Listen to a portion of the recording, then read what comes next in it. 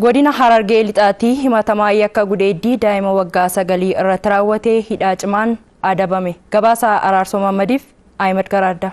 Obbo Gaaddisaa Tsaggaayee Harargee lixaa bulchiinsa magaalaa Baddeessaatti barsiisaa miidhamtuu kana ture. Himatamaan kun hanga mana miidhamtuu deemuun yakka kana raawwate.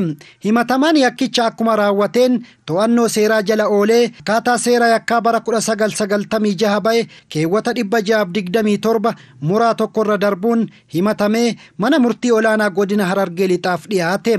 Manni murtichaas himatamaa barsiisaa Gaaddisaa Tsaggaayee dhaddacha tibbana ooleen hidhaa cimaa waggaa 15 akka adabamu itti murteesseera.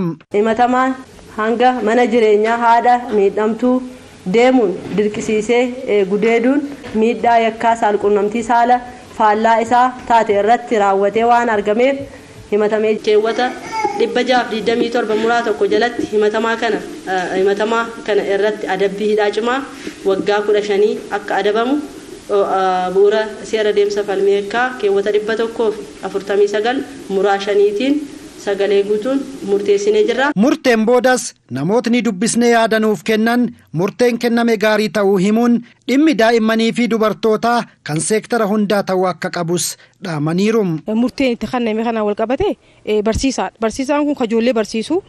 Kajoollee barsiisee waan ijoollee heegaree ijoollee tanaaf waan gaarii mul'isu waan ta'eef akkaataa murteen irratti kenname murtee nama barsiisu. Namnummaa yakka dalageewu dhokatee dalagus dirree biyya dalagus seera jalaan bahu. Osoo 25-20tti murtaa'anitti illee inni gammanna waan mooraalii daa'ima kanaa cabseef jecha. Seera tokko qindoominaa kan qabu kan osoo hin ta'in seektarri guutuun gahee kana bahuu qaba waan ta'eef akkaataa dhimmi dubartiitii fi waajjirri haqaa waajjirri poolisii qofaa miti.